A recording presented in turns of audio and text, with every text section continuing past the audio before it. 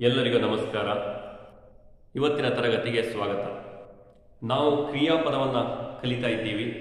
ಈಗಾಗಲೇ ಕ್ರಿಯಾಪದದ ಮೂಲ ರೂಪವಾದಂತಹ ಧಾತು, ಅದರ ಎಲ್ಲ ವಿಧಗಳನ್ನು ಕೂಡ ನಾವು ಈಗಾಗಲೇ ಕಲಿತಾಗಿದೆ. ನಾವು ಇವತ್ತಿನ ತರಗತಿಯಲ್ಲಿ ಕ್ರಿಯಾಪದ, ಆ ಕ್ರಿಯಾಪದದ ವಿಧಗಳ ಬಗ್ಗೆ, ಹಾಗೆಯೇ ಆ ಕ್ರಿಯಾಪದಗಳನ್ನು ಗುರುತಿಸೋದು ಹೇಗೆ, ಇವೆಲ್ಲ ವಿಚಾರಗಳನ್ನು ಇವತ್ತಿನ ತರಗತಿಯಿಂದ ನಾವು ಕಲಿತಾ ಹೋಗೋಣ. ಹಾಗಾದರೆ ನಾವು ಈಗ ಕ್ರಿಯಾಪದದ ವಿಧಗಳು ಯಾವ್ಯಾವುದು ಅನ್ನೋದನ್ನ ಈಗ ನೋಡ್ತಾ ಹೋಗೋಣ. ನಮ್ಗೆ ಈಗಾಗಲೇ ಗೊತ್ತಿದೆ, ಕ್ರಿಯಾಪದ ಅಂತಂದ್ರೆ ಒಂದು ಕ್ರಿಯೆಯನ್ನ ಸೂಚಿಸುವ ಎಲ್ಲ ಪದಗಳನ್ನ ನಾವು ಕ್ರಿಯಾಪದ ಅಂತ ಕರಿತೀವಿ ಅಂತ ನಮ್ಗೆ ಈಗಾಗಲೇ ಗೊತ್ತಾಗಿದೆ. ಅಂದ್ರೆ ಒಂದು ಕ್ರಿಯೆಯನ್ನ ಸೂಚಿಸುವ, ಒಂದು ಕೆಲಸವನ್ನ ಸೂಚಿಸುವ ಪದಗಳನ್ನ ಕ್ರಿಯಾಪದ ಅಂತ ಕರಿತಾ ಇದ್ದೀವಿ. ಆ ಎಲ್ಲ ಕ್ರಿಯಾಪದಗಳನ್ನ ನಾವು ಎರಡು ವಿಧಗಳಲ್ಲಿ ವಿಂಗಡಣೆಯನ್ನ ಮಾಡ್ತಾ ಇದ್ದೀವಿ. ಆ ಎರಡು ವಿಧಗಳು ಯಾವುದು ಅಂತಂದ್ರೆ, ಮೊದಲನೇದು ಕಾಲರೂಪ ಕ್ರಿಯಾಪದಗಳು, ಎರಡನೇದು ಅರ್ಥರೂಪ ಕ್ರಿಯಾಪದಗಳು ಅಂತ. ಅರ್ಥರೂಪ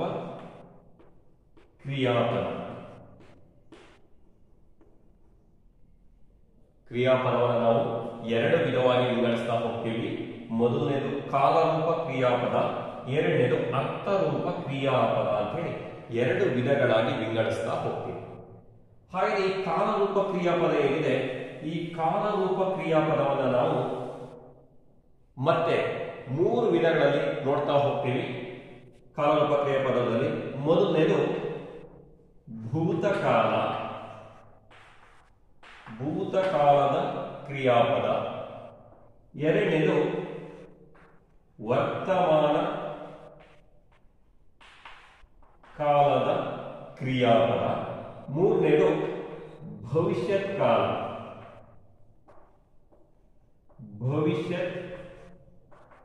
ಕಾಲದ ಕ್ರಿಯಾಪದ ಅಂತ ಹೇಳಿ ಈ ಕಾಲರೂಪ ಕ್ರಿಯಾಪದವನ್ನು ನಾವು ಮೂರು ವಿಧವಾಗಿ ವಿಂಗಡಿಸ್ತಾ ಹೋಗ್ತೀವಿ.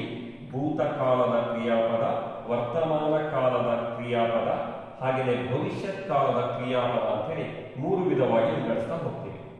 ಅದೇ ರೀತಿಯಲ್ಲಿ ಇಲ್ಲಿ ಅರ್ಥರೂಪ ಕ್ರಿಯಾಪದವನ್ನು ಕೂಡ ನಾವು ಮೂರು ವಿಧದಲ್ಲಿ ವಿಂಗಡಿಸ್ತಾ ಹೋಗ್ತೀವಿ. ಮೊದಲನೇದು ವಿಧ್ಯರ್ಥಕ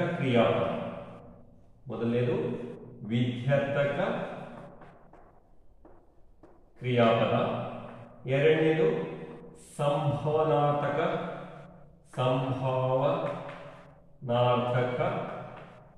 ಕ್ರಿಯಾಪದ, ಮೂರನೇದು ನಿಷೇಧಾರ್ಥಕ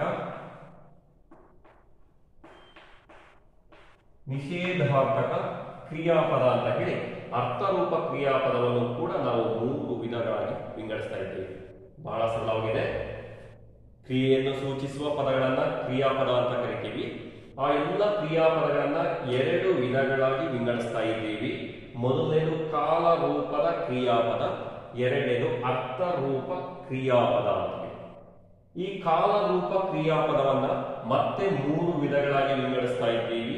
ಮೊದಲನೇದು ಭೂತಕಾಲದ ಕ್ರಿಯಾಪದ, ಎರಡನೇದು ವರ್ತಮಾನ ಕಾಲದ ಕ್ರಿಯಾಪದ, ಮೂರನೇದು ಭವಿಷ್ಯತ್ ಕಾಲದ ಕ್ರಿಯಾಪದ. ಈ ಕಡೆ ಬಂದರೆ ಅರ್ಥರೂಪ ಕ್ರಿಯಾಪದವನ್ನು ಕೂಡ ಮೂರು ವಿಧವಾಗಿ ವಿಂಗಡಿಸ್ತಾ ಇದ್ದೀವಿ. ಮೊದಲನೇದು ವಿಧ್ಯರ್ಥಕ ಕ್ರಿಯಾಪದ, ಎರಡನೇದು ಸಂಭವನಾರ್ಥಕ ಕ್ರಿಯಾಪದ, ಮೂರನೇದು ನಿಷೇಧಾರ್ಥಕ ಕ್ರಿಯಾಪದ ಅಂತ ಹೇಳಿ ನಾವು ಇದನ್ನ ಆರು ವಿಧಗಳು ಬೇರೆ ಬೇರೆ ಬರ್ತಾ ಹೋಗಿದ್ದಾವಲ್ಲ, ಇವೆಲ್ಲವನ್ನ ನಾವು ಸುಮಾರು ಕ್ರಿಯಾಪದಗಳಾಗ್ತಾ ಹೋಗ್ತವೆ. ನಿಮ್ಮ ತಲೆಯಲ್ಲಿ ಓಡ್ತಾ ಇದೆ, ಇದನ್ನ ಹೇಗಪ್ಪ ಗುರುತಿಸೋದು, ಇಷ್ಟೊಂದು ಆಯ್ತಲ್ಲ ಅಂತ ಹೇಳಿ ನಿಮ್ಮ ತಲೆ ಒಳಗಡೆ ಇದ್ರೆ ಆ ಥರ ಏನು ಭಯಪಡೋ ಅವಶ್ಯಕತೆ ಇಲ್ಲ. ಬಹಳ ಸುಲಭವಾಗಿ ಇವೆಲ್ಲವನ್ನ ಗುರುತಿಸಬಹುದು. ಹಾಗಾಗಿ ನಾವು ಈ ಒಂದೊಂದೇ ವಿಧವನ್ನ ನಿಧಾನವಾಗಿ ಅಭ್ಯಾಸ ಮಾಡ್ತಾ ಹೋಗೋಣ. ಅವುಗಳನ್ನ ಹೀಗೆ ಗುರುತಿಸೋದು, ಅಥವಾ ಕಾಲರೂಪ ಕ್ರಿಯಾಪದ ಅಂದ್ರೆ ಏನು, ಅರ್ಥರೂಪ ಕ್ರಿಯಾಪದ ಅಂತಂದ್ರೆ ಏನು, ಅವೆಲ್ಲವನ್ನು ಈಗ ನಾವು ಒಂದೊಂದಾಗಿ ಅಭ್ಯಾಸ ಮಾಡ್ತಾ ಹೋಗೋಣ. ಕಲಿತಾ ಬಹಳ ಸುಲಭ ಅನ್ಸೋದಕ್ಕೆ ಪ್ರಾರಂಭ ಆಗುತ್ತೆ. ನಾವೀಗ ಮೊದಲನೇದಾಗಿ ಕಾಲರೂಪ ಕ್ರಿಯಾಪದ ಹಾಗಂದ್ರೆ ಏನು, ಅದನ್ನು ಬರುವ ಒಂದೊಂದೇ ವಿಧವನ್ನು ನಾವು ನೋಡ್ತಾ ಹೋಗೋಣ. ಮೊದಲನೇದು ಕಾಲರೂಪ ಕ್ರಿಯಾಪದ.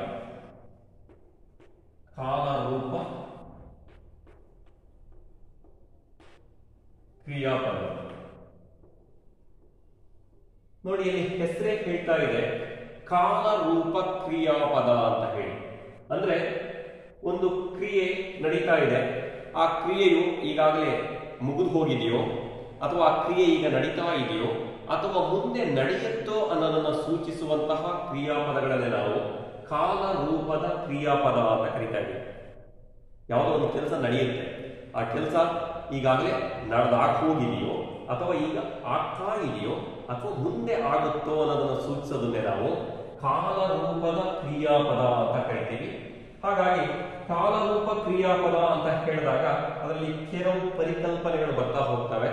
ಆ ಗುರ್ಸಕ್ಕೆಲ್ಲ ನಮಗೆ ಸುಲಭ ಆಗ್ತಾ ಹೋಗ್ಬೇಕಲ್ಲ, ಹಾಗಾಗಿ ನಮಗೆ ಕಾಲರೂಪ ಕ್ರಿಯಾಪದ ಅಂತಾಗ ಅಲ್ಲಿ ಕೆಲವು ಮುಖ್ಯವಾದ ಪರಿಕಲ್ಪನೆಗಳು ಬರ್ತಾ ಹೋಗ್ತವೆ.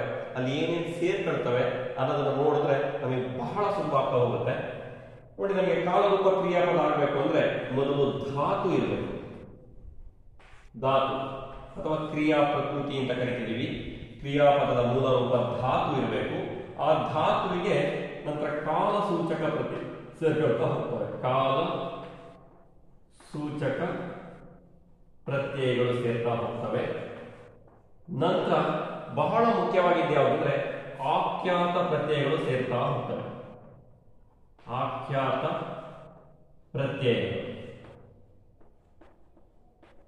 ಪ್ರತ್ಯಯಗಳು ನಂತರ ಇದೆಲ್ಲ ಸೇರಿದ ನಂತರ ಇದನ್ನೇ ನಾವು ಕಾಲರೂಪ ಕ್ರಿಯಾಪದ ಅಂತ ಕರಿತೀವಿ.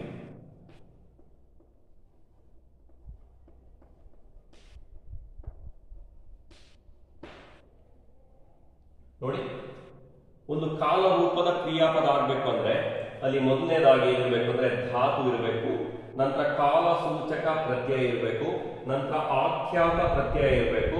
ಇದಿಷ್ಟು ಸೇರಿದ ನಂತರ ಆಗುವ ರೂಪವನ್ನೇ ನಾವು ಕಾಲ ರೂಪದ ಕ್ರಿಯಾಪದ ಅಂತ ಕರಿತಾ ಹೋಗ್ತೀವಿ.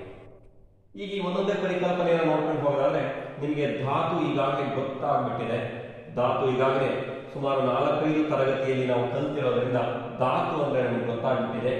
ಕ್ರಿಯಾಪದದ ಮೂಲ ರೂಪವನ್ನೇ ನಾವು ಧಾತು ಅಂತ ಕರಿತೀವಿ ಅಂತ. ಈಗ ನಮಗೆ ಮತ್ತೊಂದು ಮುಖ್ಯವಾದ ಅಂಶ ಯಾವುದಂದ್ರೆ ಕಾಲ ಸೂಚಕ ಪ್ರತ್ಯಯ ಅಂತ. ಇಲ್ಲಿ ಹೆಸರೇ ಹೇಳ್ತಾ ಇದೆ ಕಾಲರೂಪ ಅಂದ್ರೆ ಒಂದು ಕ್ರಿಯೆ ಈಗಾಗಲೇ ನಡೆದೋಗಿದೆಯೋ, ಮುಂದೆ ನಡೆಯೋದಿದೆಯೋ ಅಥವಾ ಈಗ ನಡೀತಾ ಇದೆಯೋ ಅನ್ನೋದನ್ನು ಹೇಳಬೇಕು ಅಂದ್ರೆ ನಮ್ಮಲ್ಲಿ ಕಾಲ ಸೂಚಕ ಪ್ರತ್ಯಯಗಳು ಬೇಕೇ ಬೇಕಾಗ್ತಾ ಹೋಗುತ್ತೆ. ಹಾಗಾಗಿ ಕಾಲ ಸೂಚಕ ಪ್ರತ್ಯಯದ ಆಧಾರದ ಮೇಲೆ ವ್ಯಾಕರಣಕಾರರು ಅದನ್ನ ಭೂತಕಾಲದ ಕ್ರಿಯಾಪದನೋ, ವರ್ತಮಾನ ಕಾಲದ ಕ್ರಿಯಾಪದನೋ ಅಥವಾ ಭವಿಷ್ಯತ್ ಕಾಲದ ಕ್ರಿಯಾಪದನೋ ಅಂತ ಗುರುತಿಸೋದಕ್ಕೋಸ್ಕರವಾಗಿ ಕೆಲವು ಕಾಲ ಸೂಚಕ ಪ್ರತ್ಯಯಗಳನ್ನ ಹೇಳಿದ್ದಾರೆ. ಅದರ ಆಧಾರದಲ್ಲಿ ನಾವು ಗುರುತಿಸ್ತಾ ಹೋಗಬೇಕಾಗುತ್ತೆ. ಹಾಗಾಗಿ ನಾವು ಒಂದು ಉದಾಹರಣೆಯನ್ನು ನೋಡ್ಬಿಡೋಣ, ಯಾವ ರೀತಿ ಇರುತ್ತೆ ಕಾಲ ಸೂಚಕ ಪ್ರತ್ಯಯ ಅದನ್ನೇ ಹಾಕೋದಂತ ಒಂದ್ಸರಿ ನೋಡೋದಾದ್ರೆ, ನಾನೊಂದು ಧಾತುವನ್ನು ಬರಿತಾ ಇದ್ದೀನಿ, ಬರೆ ಅನ್ನುವಂತಹ ಧಾತುವನ್ನು ಬರಿತಾ ಇದ್ದೀನಿ. ಇದಕ್ಕೆ ಕಾಲ ಸೂಚಕ ಪ್ರತ್ಯಯ ನೋಡಿ, ದ ಅನ್ನುವಂತಹ ಕಾಲ ಸೂಚಕ ಪ್ರತ್ಯಯವನ್ನು ಹಾಕ್ತಾ ಇದ್ದೀನಿ. ನಂತರ ಅದಕ್ಕೊಂದು ಆಖ್ಯಾತ ಪ್ರತ್ಯಯವನ್ನು ಹಾಕ್ತಾ ಇದ್ದೀನಿ. ಅನು ಅನ್ನುವಂತ ಆಖ್ಯಾತ ಪ್ರತ್ಯಯವನ್ನು ಹಾಕ್ತಾ ಇದ್ದೀನಿ. ಹಾಕ್ತಾಗ ನೋಡಿ ಬರೆದನು ಅಂತ ಆಯ್ತು. ಬರೆದನು ಅನ್ನೋದು ಕ್ರಿಯಾಪದ. ಈ ಬರೆದನು ಅನ್ನುವ ಕ್ರಿಯಾಪದ ನೋಡಿ, ಒಂದು ಧಾತು ಇದೆ, ಒಂದು ಕಾಲ ಸೂಚಕ ಪ್ರತ್ಯಯ ಇದೆ, ನಂತರ ಇಲ್ಲಿ ಬರುವಂತ ಈ ಪದವನ್ನೇ ನಾವು ಅಖ್ಯಾತ ಪ್ರತ್ಯಯ, ಇದು ಪ್ರತ್ಯಯ ಪದ ಅಲ್ಲ, ಈ ಪ್ರತ್ಯಯವನ್ನು ನಾವು ಅಖ್ಯಾತ ಪ್ರತ್ಯಯ ಅಥವಾ ಆಖ್ಯಾತ ಪ್ರತ್ಯಯ ಅಂತ ಕರಿತಾ ಇದ್ದೀವಿ. ಇವಿಷ್ಟು ಸೇರಿದ ನಂತರ ಆಗುವ ಈ ರೂಪವನ್ನೇ ನಾವು ಕ್ರಿಯಾಪದ ಅಂತ ಕರಿತಾ ಇದ್ದೀವಿ. ಅಂದ್ರೆ ಧಾತು, ಅದಕ್ಕೆ ಕಾಲ ಸೂಚಕ ಪ್ರತ್ಯಯ ಬೇಕೇ ಬೇಕು. ನಾವು ಗುರುತಿಸಕ್ ಗೊತ್ತಾಗ್ಬೇಕಲ್ಲ, ಅದು ಭೂತಕಾಲನೋ ವರ್ತಮಾನ ಕಾಲನೋ ಭವಿಷ್ಯತ್ ಕಾಲ ಅಂತ ಗುರುತಿಸಕ್ ಅನುಕೂಲ ಆಗೋದಕ್ಕೆ ಒಂದು ಕಾಲ ಸೂಚಕ ಪ್ರತ್ಯಯ ಬರಬೇಕು. ಹಾಗಾಗಿ ಈ ಕಾಲರೂಪ ಕ್ರಿಯಾಪದದಲ್ಲಿ ಈ ಕಾಲ ಸೂಚಕ ಪ್ರತ್ಯಯಗಳ ಪಾತ್ರ ಬಹಳ ಮುಖ್ಯವಾಗಿರುತ್ತೆ. ಹಾಗಾಗಿ ನಾವು ಒಂದೊಂದು ಕಾಲಕ್ಕಂದ್ರೆ ಭೂತಕಾಲ, ಭವಿಷ್ಯತ್ ಕಾಲ, ವರ್ತಮಾನ ಕಾಲಕ್ಕೆ ನಾವು ಬೇರೆ ಬೇರೆ ಆಗಿರುವಂತಹ ಕಾಲ ಸೂಚಕ ಪ್ರತ್ಯಯಗಳನ್ನು ಕೊಟ್ಟಿದ್ದೀವಿ. ಅದು ಬರ್ತಾ ಹೋದಾಗ ವಿಧಗಳನ್ನು ನೋಡಿದಾಗ ಅವು ಯಾವ್ಯಾವುದು ಅಂತ ಹೇಳಿ ನೋಡ್ತಾ ಹೋಗೋಣ. ಇನ್ನು ಮತ್ತೊಂದು ಪರಿಕಲ್ಪನೆ, ಬಹಳ ಬಹಳ ಬಹಳ ಮುಖ್ಯವಾದ ಪರಿಕಲ್ಪನೆ ಕ್ರಿಯಾಪದದಲ್ಲಿ ಅಂತ ಹೇಳಿದ್ರೆ ಆಖ್ಯಾತ ಪ್ರತ್ಯಯಗಳು ಅಂತ. ಈ ಆಖ್ಯಾತ ಪ್ರತ್ಯಯಗಳ ಕೆಲಸ ಇದೆಯಲ್ಲ, ಈ ಕ್ರಿಯಾಪದದಲ್ಲಿ ಬಹಳವೇ ಮುಖ್ಯ ಆಗ್ತಾ ಹೋಗುತ್ತೆ. ಯಾಕೆಂದ್ರೆ ಇದು ಏನೇನ್ ಕೆಲಸ ಮಾಡ್ತಾ ಹೋಗುತ್ತೆ ಅಂದ್ರೆ ನೋಡಿ, ಈಗ ನಾನು ಬರ್ದೇನಿ ಪುಲ್ಲಿಂಗದಲ್ಲಿ ಇದೆ, ಅದು ಬರೆದನು ಅಂತ ಹೇಳಿದ್ದೀನಿ. ನಂತರ ನಾವೇನಾದ್ರೂ ಸ್ತ್ರೀಲಿಂಗ ಬರೆಯೋದ್ರೆ ನೋಡಿ ಬರೆ ಪ್ಲಸ್ ದ ಪ್ಲಸ್ ಅಳು ನೋಡಿ ಬರೆದಳು ಅಂತ ಆಯ್ತು. ಅಥವಾ ನಾವು ಅದನ್ನೇ ಬಹುವಚನದಲ್ಲಿ ಬರೆಯೋದಾದರೆ ಬರೆ ಪ್ಲಸ್ ದ ಪ್ಲಸ್ ಅರು ಬರೆದರು ಅಂತ ಆಯ್ತು. ಈಗ ನಿಮಗೆ ಅದರ ಕೆಲಸ ಏನು ಅಂತ ಗೊತ್ತಾಗ್ತಾ ಹೋಗ್ತಾ ಇದೆ ನೋಡಿ.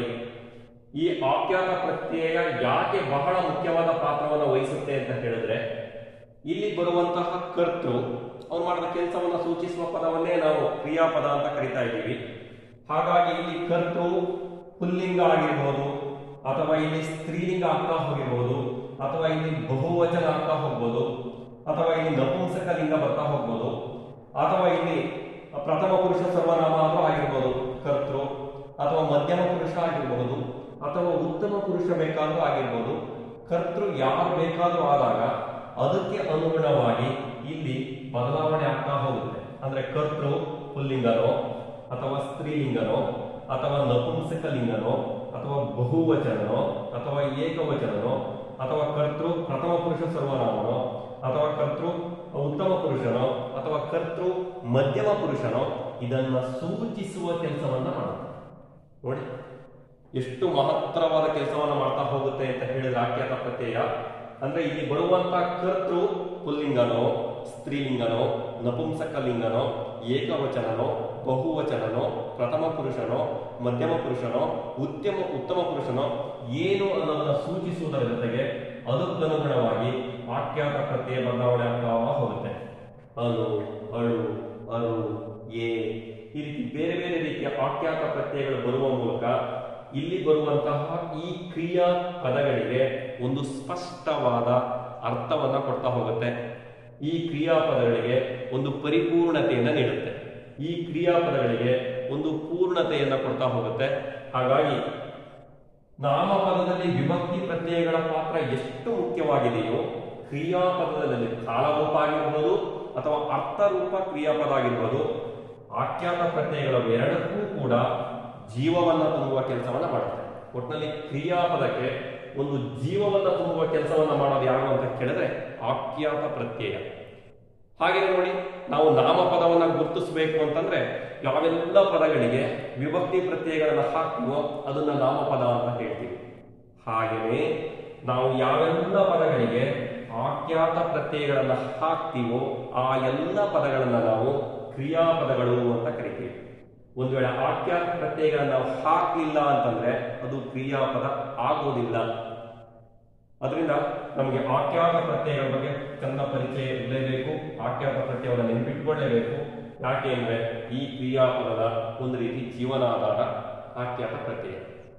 ಈಗ ನಿಮಗೆ ಗೊತ್ತಾಗ್ತಾ ಹೋಯ್ತು, ಬಹಳ ಸ್ಪಷ್ಟವಾಗಿ ನೆನಪಿಟ್ಕೊಳ್ತಾ ಹೋಗ್ಬೇಕು. ನಮಗೆ ಕ್ರಿಯಾಪದ ಆಗ್ಬೇಕಾದ್ರೆ ಏನೇನಿರಬೇಕು ಅಂತ. ಮೊದಲನೇದು ಧಾತು ಇರಬೇಕು, ಎರಡನೇದಾಗಿ ಕಾಲಸೂಚಕ ಪ್ರತ್ಯಯ ಇರಬೇಕು, ನಂತರ ಆಖ್ಯಾತ ಪ್ರತ್ಯಯ ಇರಬೇಕು. ಇದೆಷ್ಟೆಲ್ಲ ಇತ್ತು ಅಂದ್ರೆ ನಾವು ಅದನ್ನ ಕಾಲರೂಪದ ಕ್ರಿಯಾಪದ ಅಂತ ಕರೀತಾ ಇದ್ದೀವಿ.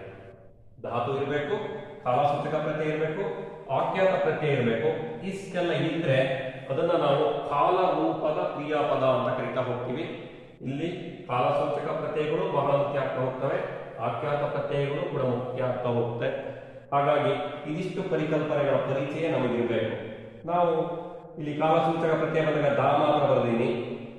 ನಂತರ ನಾವು ಅದರ ವಿಧಗಳನ್ನು ನೋಡ್ಲಿಕ್ಕಿದೆ. ಭೂತಕಾಲ, ಭವಿಷ್ಯತ್ ಕಾಲ, ವರ್ತಮಾನ ಕಾಲ ನೋಡಿದಾಗ ಭೂತಕಾಲದ ಕಾಲಸೂಚಕ ಪ್ರತ್ಯಯ ಯಾವುದು, ವರ್ತಮಾನದ ಕಾಲಸೂಚಕ ಪ್ರತ್ಯಯ ಯಾವುದು, ಭವಿಷ್ಯತ್ ಕಾಲದ ಕಾಲಸೂಚಕ ಪ್ರತ್ಯಯ ಯಾವುದು ಅಂತ ಅಲ್ಲಿ ಬಿಡಿ ಬಿಡಿಯಾಗಿ ಕಲಿತಾ ಹೋಗೋಣ.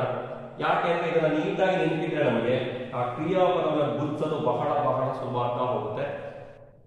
ಹಾಗಾಗಿ ಇವತ್ತಿನ ತರಗತಿಗೆ ಇಷ್ಟು ಸಾಕು. ಇವತ್ತಿನ ತರಗತಿಯಲ್ಲಿ ನಾವು ಕ್ರಿಯಾಪದದ ವಿಧಗಳು ಯಾವ್ಯಾವುದು, ಅಲ್ಲಿ ಬರುವಂತಹ 2 ವಿಧಗಳ ಬಗ್ಗೆ ತಿಳ್ಕೊಂಡ್ವಿ. ಅದರ ಜೊತೆಗೆ ಅದರ ಮೊದಲ ವಿಧವಾಗಿರುವಂತಹ ಕಾಲರೂಪ ಕ್ರಿಯಾಪದ ಅಂದ್ರೆ ಏನು, ಆ ಕಾಲರೂಪ ಕ್ರಿಯಾಪದದಲ್ಲಿ ಬರುವಂತಹ ಪರಿಕಲ್ಪನೆಗಳನ್ನು ನೋಡ್ಕೊಂಡ್ವಿ. ಹಾಗಾಗಿ ನಮಗೀಗ ಆಖ್ಯಾತ ಪ್ರತ್ಯಯ ಅಂದ್ರೆ ಏನು ಅಂತ ಗೊತ್ತಾಯಿತು, ಅದು ಬಹಳ ಮುಖ್ಯ ಅನ್ನೋದು ಕೂಡ ಗೊತ್ತಾಯಿತು. ಜೊತೆಗೆ ಕಾಲರೂಪ ಕ್ರಿಯಾಪದದಲ್ಲಿ ಕಾಲಸೂಚಕ ಪ್ರತ್ಯಯಗಳು ಕೂಡ ಬಹಳ ಮುಖ್ಯ ಅನ್ನೋದು ನಮಗೆ ಗೊತ್ತಾಗ್ತಾ ಹೋಯಿತು.